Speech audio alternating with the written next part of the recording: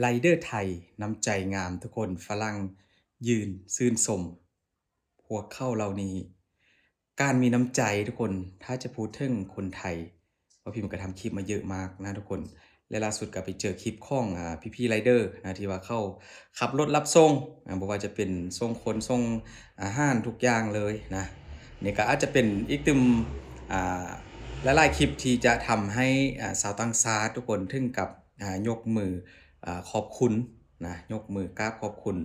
พี่ๆไรเดอร์หลายคนทุกคนอ่าเดี๋ยวทุกคนก็จะได้ฮู้ว่าขอบคุณเรื่องหยังเกี่ยวกับหยังนี้จัดมาให้เยอะแยะเลยทุกคนเป็นความดีของพี่ไรเดอร์นะทุกคนกับหลายๆคลิปโมเมนต์ที่ว่าเกิดขึ้นบนท้องถนนของประเทศไทยเดี๋ยววันนี้ป้าพิมพ์เอาคลิปมาให้คนได้เบิ่งว่าจะมีแบบใดๆที่เกิดขึ้นกับพี่ๆไรเดอร์ ที่พวกเขาทำงานตักแดดตักฝนในแต่ละวันนะทุกคนมาเดี๋ยวเราไปเบิ่งคลิปกันทุกคนวันนี้ก็จัดมาให้ตามวันนี้ก็จัดมาให้เยอะแยะมากมายทุกคนนะหลังจากที่บ่ค่อยได้ทำคลิปแนวนี้มานานแล้วทุกคนไปทุกคนเริ่มจากคลิปของฝรั่งลุงฝรั่งคนหนึ่งที่เข้ามาใช้บริการของไรเดอร์ที่ว่าขับรับส่งผู้โดยสารทุกคนก็คือฝรั่งคนนี้ทุกคนเข้าไปส่งแล้วมีหนุ่มไทยมารับนะเขาเอาเงินให้ประมาณ500บาทนี่แหละฝรั่งคนนั้นทุกคนแต่ว่าบอนไปส่งนิดเดียวไรเดอร์เขาบอกเงินทุกคนก็ส่งคืนนะเขาว่าเส้นทางระยะทางเพียงแค่แป๊บเดียวเองก็คือแบบส่งฟรีเลยแล้วต่อมาทุกคนคลิปนี้ดูไปโอ้โหอิ่มอกอิ่มใจทุกคนฝรั่งพ่อลูกอ่อนเลี้ยงลูกพาลูกขึ้นแก็บไรเดอร์นะปรากฏว่าเอาเงินให้ทุกคนหลังจากไปส่งถึงที่หมายแล้วไรเดอร์เขาบอกเงินส่งเงินคืนทุกคนฝรั่งหนุ่มฝรั่งคนนั้นโอ้โหถึงกับน้ำตาคลอเลยคนกราบขอบคุณนะกราบขอบคุณไรเดอร์คนดังกล่าวนี่คือความมีน้ำใจของไรเดอร์ทุกคนทำให้ชาวต่างชาติต้องกลับมาใช้บริการอย่างแน่นอนแล้วก็เป็นปากเป็นเสียงให้กับไรเดอร์แน่นอนทุกคนมานอกจากนั้นความมีน้ำใจกับการไปส่งฟรีแล้วทุกคนไรเดอร์เวลาเข้าไปเจอเรื่องของรถเปรถเพรถเสียอยู่ข้างทางบ่สิเนี่ยก็มีคุณลุงคุณป้าทุกคนรถเข้าสตาร์ทบ่ติดนะไรเดอร์เข้ามาเจอก็มาช่วยสตาร์ทเท้าให้นะทุกคนก็ถือว่าเรียบร้อยนี่ก็เป็นความมีน้ำใจเกิดขึ้นบนท้องถนนของประเทศไทยกับความสุขที่ทุกคนได้เห็นต่อมาทุกคนชายหนุ่มคนนี้ก็ถือว่ารถน้ำมันหมดไรเดอร์มาเจอก็บ่รอช้านะรีบเข้าไปเอามอเตอร์ไซค์ของเองไปขี่เคียงข้างแล้วก็เอาเท้ายันมอเตอร์ไซค์ไปส่งถึงปั๊มน้ำมันทุกคนเพื่อจะให้คนที่ใส่เสื้อสีเขียวนั้นไปเติมน้ำมันนะทุกคนมาตอนที่อีกคลิปหนึ่งคนไรเดอร์คนนี้เข้ามาส่งคุณป้าฝรั่งที่ว่าน่าจะมีอาการเจ็บขานี่แหละส่งไกลเลยได้ทุกคนปรากฏว่าคุณป้าเข้าจกเงินให้ทุกคนจะจกเงินให้ไรเดอร์เขาโนโนโนโนไม่เอาไม่เอาเขาบอกวันนี้ข้อส่งฟรีเป็นของขวัญปีใหม่คนไทยมอบให้เป็นของขวัญปีใหม่ให้กับสาวต่างชาติประมาณนี้แหละขอให้โชคดีเช่นกันนะทุกคนนี้ก็คือแบบป้าฝรั่งคนนี้ก็ยิ้มแบบเกรงใจนะทุกคนนี่คือความมีน้ำใจของแก็บไรเดอร์นะทุกคนนี่มาต่อกันทุกคนแดดร้อนคุณลุงเข้าขี่จักรยานแล้วแดดมันร้อนเกินไปทุกคนรู้สึกว่าที่ไปต่อบ่ไหวนะขี่จักรยานไปต่อบ่ไหวแล้วเขาจะลงจากจักรยานยังลงบ่ได้ทุกคนไรเดอร์เข้ามาเจอแล้วก็ช่วยเอาคุณลุงนะลงจากมอเตอร์ไซค์ทุกคนแล้วเขาก็เข็นเอาเพราะว่าขับไปต่อบ่ไหวแล้วนะนี่ความมีน้ำใจเบิ่งคือว่าเล็กๆน้อยๆนะคนแต่เฮาเบิ่งในมุมกลับกันคือน้อยคนนักที่จะเข้าไปช่วยทุกคนมาอิ่มเอมอีกเต็มคลิปหนึ่งทุกคนมีผู้พิการว่าเพิ่นนั่งในรถเข็นทุกคนจะข้ามทางแต่ว่ารถเยอะมากทุกคนไรเดอร์เขาก็จอดรถเห็นบ่กลางทางเลยคนคู่กับรถดำจอดรถแล้วก็ลงมาเข็นไปส่งคนที่ว่านั่งรถเข็นนั่นคนโอ้โฮภาพนี้ยังบ่หมด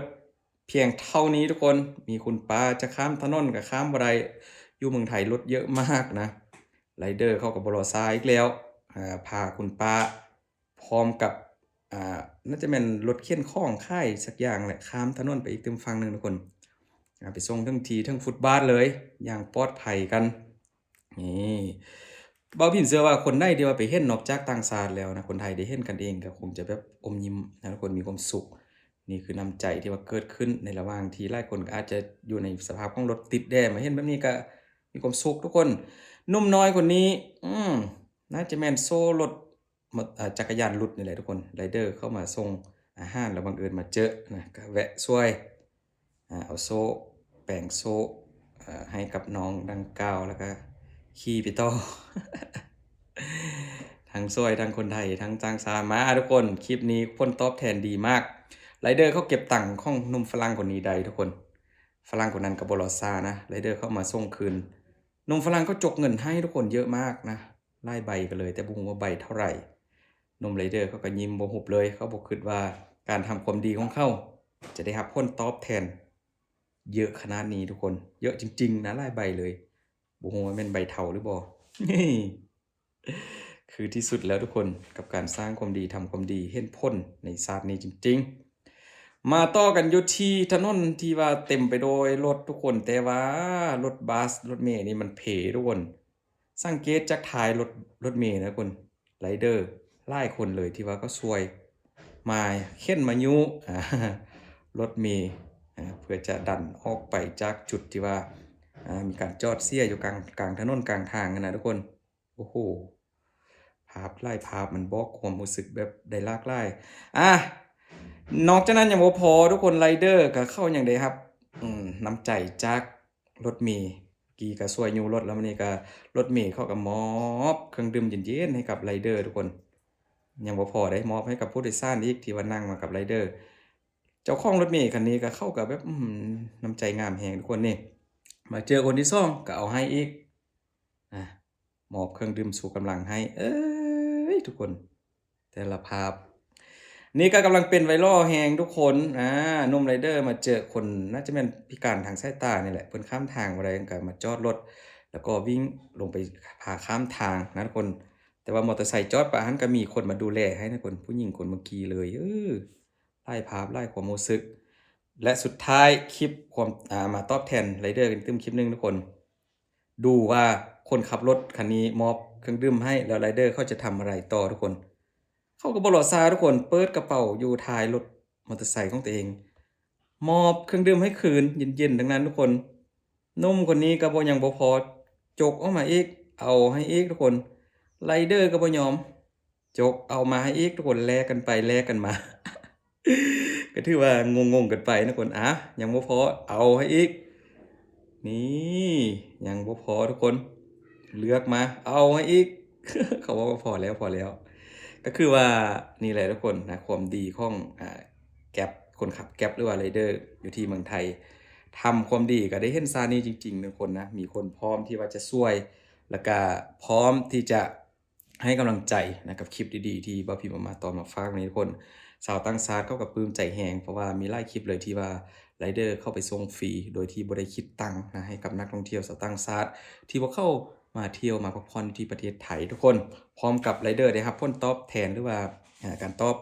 อ่าตอบคุณตอบบุญแทนคุณนะทุกคนก็ถือว่าเห็นผลเลยนะกับการ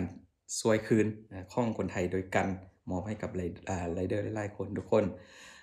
คลิปหลายคลิปก็เป็นคลิปดังๆทั้งนั้นทุกคนอยู่ใน Social Media ในตอนนี้นะขอบคุณหลายๆทุกคนนี่แหละช่องของคุณพิมพ์ก็พยายามเอาคลิปแบบต่างๆนานามาให้ดูนะทุกคนถ้าว่ามักถ้าว่าชอบอย่าลืมกดไลค์กดแชร์ให้แด่ทุกคนพร้อมกับกดติดตามช่วยเบิ่งโฆษณาให้เด้อทุกคนขอบคุณหลายๆ